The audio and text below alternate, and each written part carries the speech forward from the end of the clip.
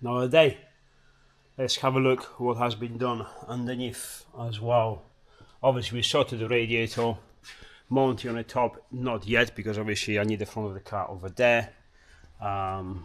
Pipes routed correctly, the chassis rounded there. Obviously this was a bit mangled already, but this is now good because there's no sharp edges. Even if this moves, which it doesn't, it will not do any damage. Zip ties there to the chassis. As you can see, plenty of space between the washer bottle, the chassis leg over there, and the standard cooling pipe to run these pipes along.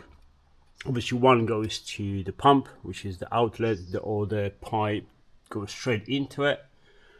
Proper mount both to the chassis. This is only possible when you remove obviously the spare wheel tray. So pipes are in here. This is right, just need zip tie, secure everything all around the fuel tank. This has been fixed because obviously they were the lowest point of the chassis. There is plenty of space to run them there, as you can see, between the chassis, but you have to round that lip obviously because I guess same reasons. If that rips through, this is going to be cutted. Now nothing has that risk. Actually squeezing between that mount and the chassis itself and then go forward. Then obviously on the top you have to take care of them once the charge cooler is mounted. So that already has been done. Move the clutch line. Already obviously you're not gonna go through the oil piping because you already seen that. Blah blah blah, all of that stuff. What else? I've noticed the rear geometry, the rear arms. This is something's wrong here. What I've noticed is like if you see the clearance between this arm and this bolt, and on this side changes. So what I find out that this arm is adjusted differently on this arm. So effectively, one hub is more for the forward or backwards than the other. Can't remember which one exactly. Doesn't matter. There is no symmetry in this. So the other part is, if you notice how much these arms are adjusted to this side and these, how much they're adjusted, is not equal. As a matter of fact, this hub is moved to the left than this one. Now, is the chassis straight? Has this been done to compensate something wrong with the chassis? Don't looks like. I don't think so. Can I be sure? I cannot. Not my problem at this point, but it's just to, you know, show what's up with it, because this is definitely not correct. This is it from underneath roughly. Let's have a look on the top. We're not gonna have a look on the top, I'm just gonna do it and show you what I did. Wiring room, as you know, is already finished, prepared. There's a bit of work to do to clean it. You don't have to, but it is a good practice to do it. Yeah, this is it. That's underneath. Let's have a look from the top. So the plan for today, roughly, we see how far we can go, and because obviously the oil cooler system is finished, done, sealed, blah blah blah. I can start laying down the electrical system, sensors and everything, connecting my room, the obviously sorted engine, wiring room, and etc etc. But I think I'm also gonna remove the turbo, the exhaust manifold, and everything here, and start with fitting those studs, clean those threads, because I remember there was something wrong with a few of them, so I need to make sure that is all right as much as I can. So yeah, turbo system first. Let's make it solid so this can stay. I need to rotate the compressor. I'll show you once it's done. I think I'm gonna finish the turbo first, the turbo setup. So oil feed, oil return, because they needs to be modified. The oil return on the sump pipe needs to be modified because it goes that way, and obviously this goes here. I don't want to do all the curvy bends. I want to be as straightforward as possible. Obviously turbo in here, exhaust manifold on the way, because you can't go straight towards the block, has to go around it, and you have to make a choice which way. Obviously this we can't because we have the pipe for the cooling. This we go back. The only way we can go is that way towards the gearbox, so we have to route that as optimally as possible. So we see. Only then I'm gonna do the electrics, because there's no point to having electrics and be able to fire up when obviously we can't put the oil in the sump because the return is not there, and etc etc. So mechanics first. Let's do it. Let's have a quick peek at this. That's some of the old studs.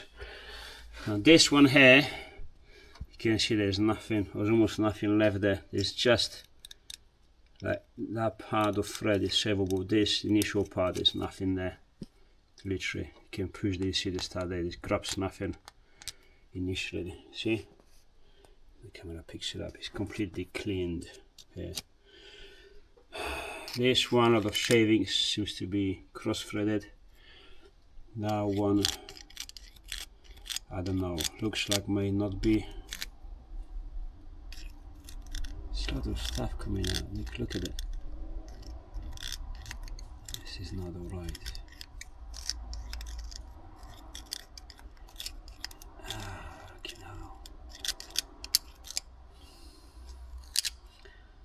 It's definitely cross-threaded at the beginning. I need to clean that. This seems to be okay. This seems a bit dirty, but seems to be okay. This is almost completely ruined.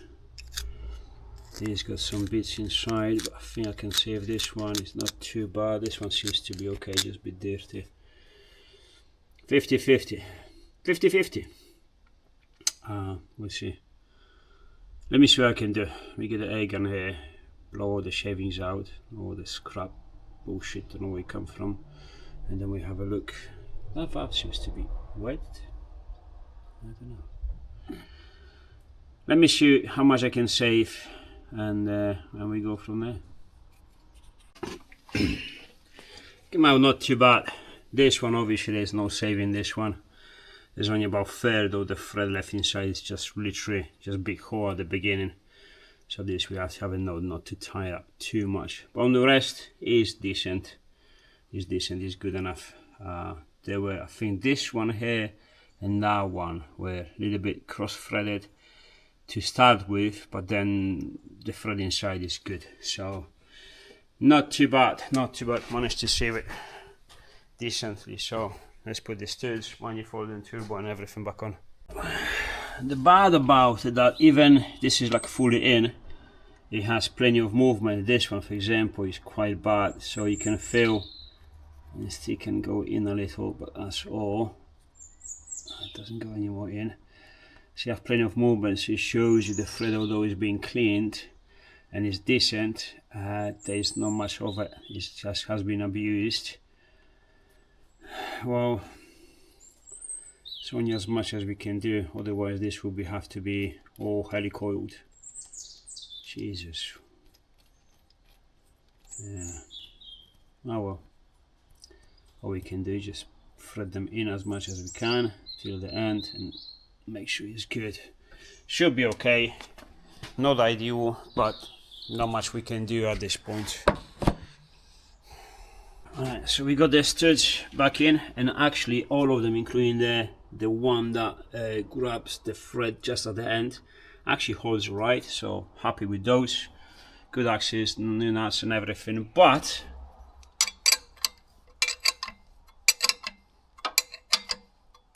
it's just not even giving the side of getting tighter, and this one too.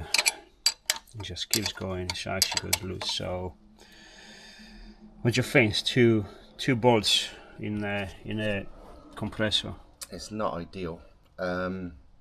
It should be right. It's across. It's one here and one there. It should be okay. I would probably, because that would have to be drilled them, get them bigger. No, I'm not gonna get fucking involved in this. I would add a touch of sealant on them, like on the threads maybe, and then just. Nah, I made a spin freely. Because someone already fucking done that, and it's just. How do you bugger up the threads on a compressor housing? I don't know. Just over tie them. I guess. I mean, they're only short about here exactly. roughly. So. No, it's. Fuck, it's no idea, but I don't think it's gonna cause issues. If it was 3, alright, but 2. It's one here, one here. So literally across. This one holds good, and all the rest of them holds good. So it's still flat on the O-ring. Yeah, it's not ideal, but it's what you was given. Oil return flange. I don't think we're gonna use this gasket. What do you reckon? There's a gasket, there's a silicone, is that red crap. It's on the edge there. That was used on the sump as well. Clean that. New gasket, and we'll see how do we put it on. The oil return line, if you cut it with the angle grinder, please clean the shavings off, just debure it inside. If you leave all the like loose pieces of metal from just chopping it off, they will most likely go inside the engine. And I'm wondering if that would actually scratch the pump. We're getting into this slow, though we? This is showing up what actually happened. Can't be sure 100%, but there was pieces, like loose pieces of metal here. So yeah, there you go. All the fight. We went down one size. It's just the inner ID is out here of this fin wall. So this match is actually slightly bigger than an AN10. We're going AN10 on the return this instead of AN12. We can downsize a little bit because it's a ball bearing turbo, not Journal turbo, so there's less oil flowing through it. Otherwise we wouldn't be able to do this, or it would be borderline, but this is plenty. So bit of a paint. This is actually anti-corrosive paint. And it's like new. The beauty of the TIG welding, yeah? Nice and clean. And I tend to spray them when they're still nice and hot. Obvious reasons. And there you have it. Beautiful. Wiring loom is being laid down behind the engine. Alternator is connected. You see the lead to the alternator, and then it goes to the starter motor, which is just one bolt, one connector, and then obviously it goes here, which is going to be connected to the junction box or fuse box. Now at this stage I have to put the plenum back on. We have this one here, that one there, if you can see the black line, that is the vacuum one, and that one has to be connected to here. Obviously this is not what I do usually. Usually I use this one here, but someone obviously screw it up, literally, with a big screw. So can't use it. It's a bit more difficult, little more impractical, but that's what we're working with. I'm not gonna change the throttle body just because of that little inconvenience. And that's it. Obviously we had to remove the map sensor, which is under the Plenum, which is in my eyes not very practical to have it there when you have this available, which is outside and you can reach it nicely. I think the wires are long enough, and it's just, if this didn't have to be that, fuck it. Vacuum lines, these silicone ones, yeah, they just, well, look at it. That's not your one, is it? Because again, this was cracked. So yeah, we're gonna put the proper ones there. This one here, put it back on. The throttle body, we're gonna change the temperature sensor. This one, to be fair, I don't know if it's good or not. All I know is there was no communication between the sensor and the ECU, or the sensor was broken. It's just we didn't have any info about the air temperature from the ECU. So as a precaution, plus again, it's worth putting fresh sensors on this stuff anyway, because sensors is their feed, is a data feed from the engine to your ECU. If ECU is being lied about what's happening with the engine, then how could it manage the engine properly? So it's good to put them on. So temperature sensor, map sensor, MAF if you use it. In this case, MAF is not used because it's aftermarket ECU. You know, get them nice and fresh. So yeah, this one goes off, and we have a fresh one. Bosch. This stuff, genuine. If you're using like MAF sensor, map sensor, temperature sensor, aftermarket ones, they are not calibrated correctly. We've tried. I got plenty of experience with them. Every time is an aftermarket one, there's issues. So literally no worth it. Is a false economy. The proper way to save money is to use a genuine Bosch stuff. Well, now we are the dual jobs when you're spending all day non-stop fucking about and there is barely any progress visible.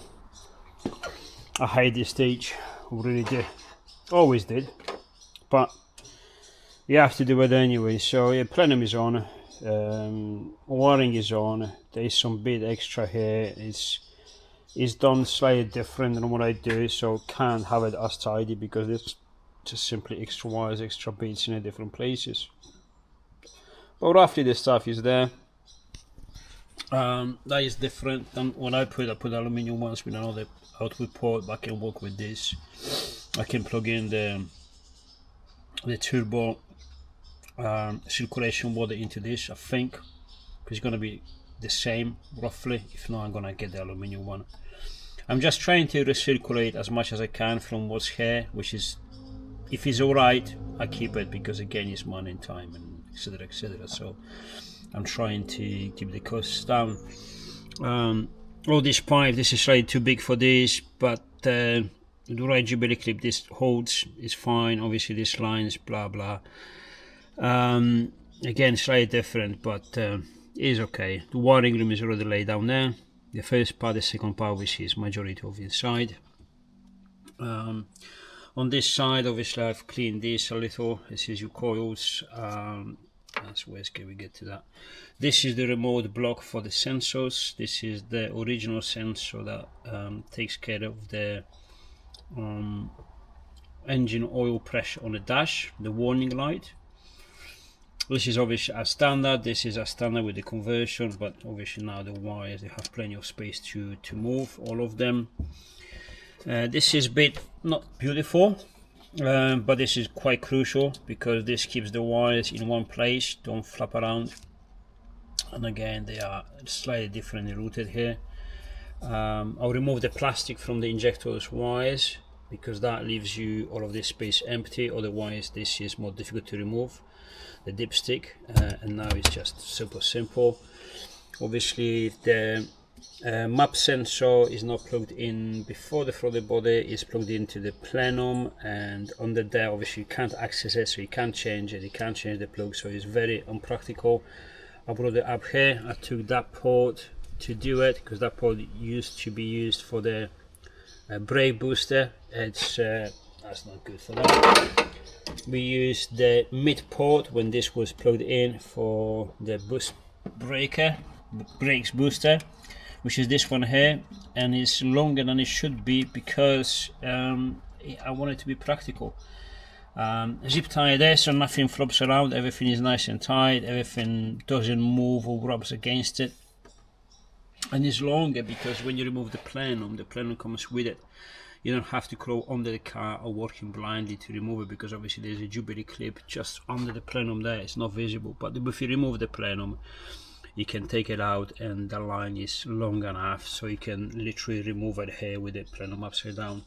Again, it's a convenience and easy to work on it if at any point you have to remove the plenum. So that's the way I do it. The wires obviously to the map sensor, they go from here under the fuel rail, come out from here. They're not squeezed or anyway, nice free to move, but they don't move because there's no reason to move, but you can remove them if you have to remove them. That's what I'm saying, there's plenty of space. Fuel lines now, let me get the light. Fuel lines now, they're going on top of the, you can see the top of the oil lines, and everything is nicely zip tied and secured on the bulkhead. Nothing moves, nothing flaps around, nothing is in the place where it should be or in a dangerous place. No dangers to chew through the pipes needed the oil or the fuel. Luckily all the plugs for the coils are healthy. They all have the stop pins so they don't move, none of them, because usually, well not usually but quite often they're broken. This one was, yeah, they were massacred.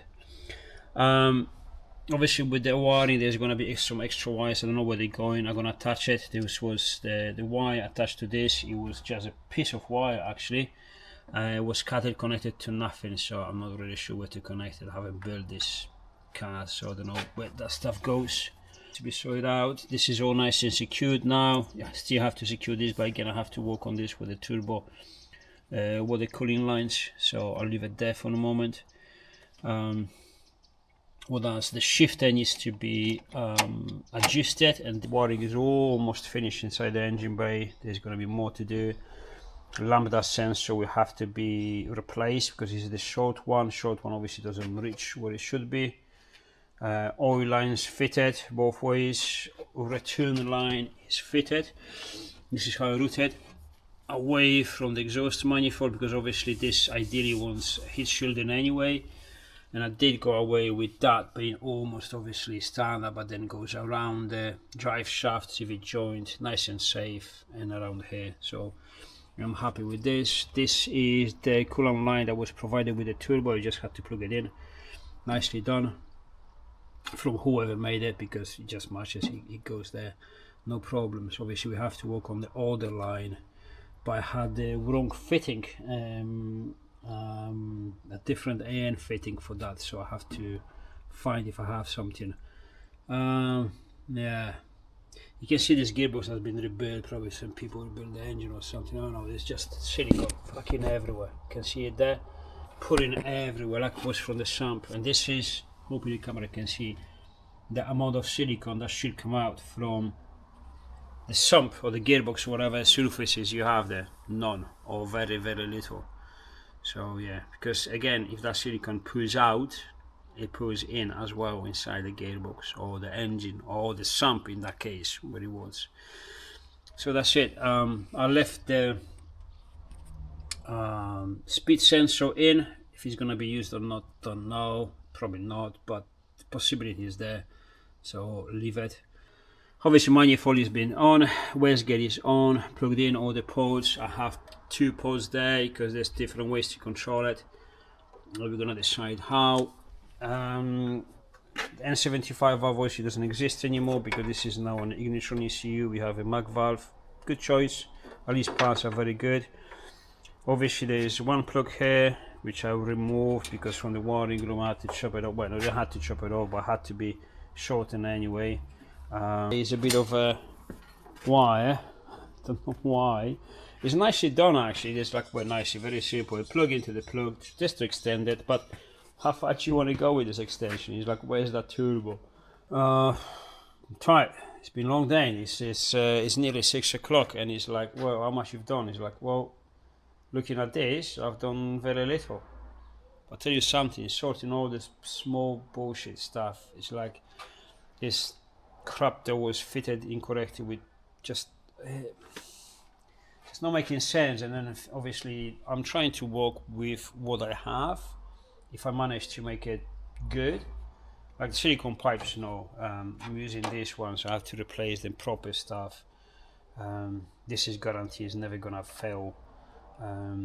Lay obviously the pipes correctly, put the zip ties to critical points.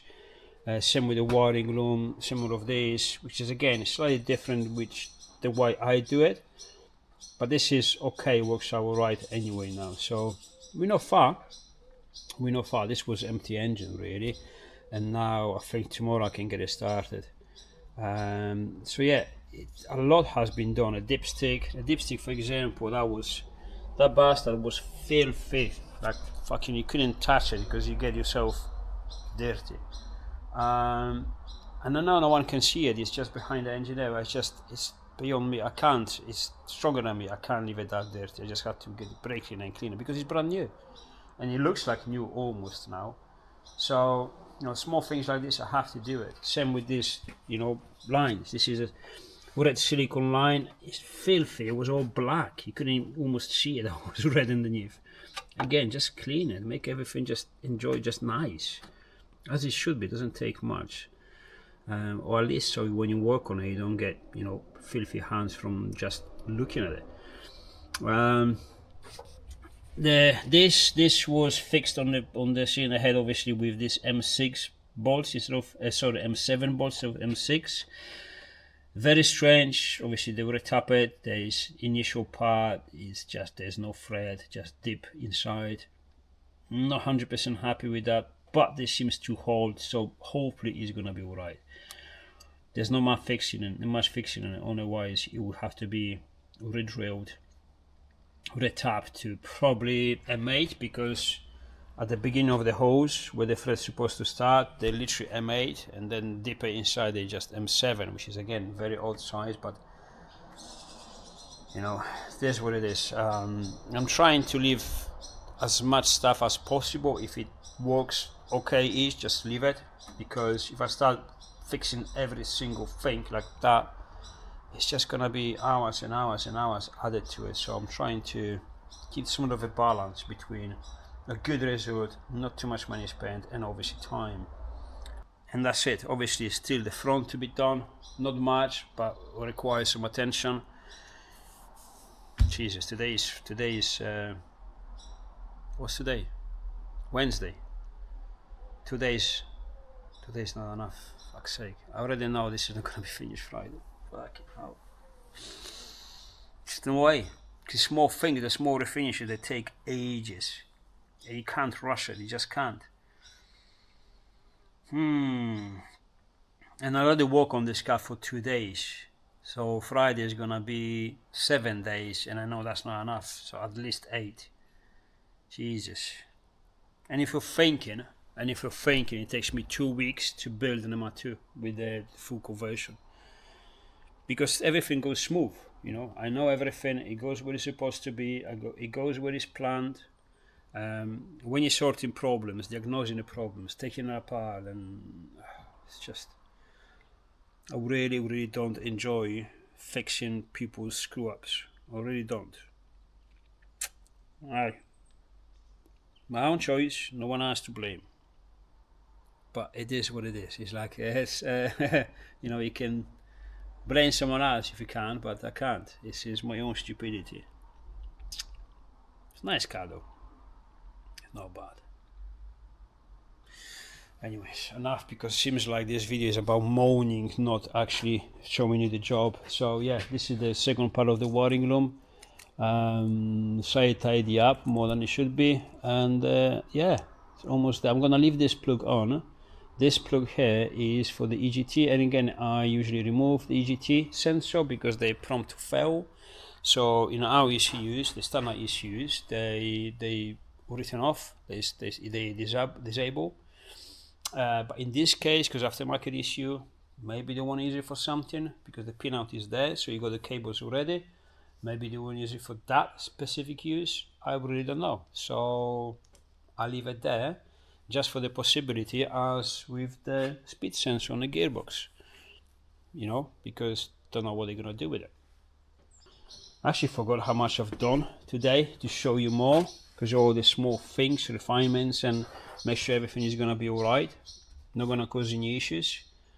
Because even then, stuff can cause issues, stuff can break, you know, but at least you know it's not from the job you've done. If you got a water leak, you know, it's not because you left, you know, the water pipes hanging everywhere and just everything rubs against everything else. So you limit the possibilities of something going wrong. That's all. Oh yeah, rotated the turbo. That's another thing I can show you. It's finished. Showing down there. Obviously, once we get the charge, gonna have to make a boost pipes, and yeah, definitely gonna finish it Friday. No chance. I'm a machine locking up. It's 6 o'clock. Is it 6? Let me see. Yeah, 5 past 6. Right, fuck it. That's enough bullshit for today. Yeah.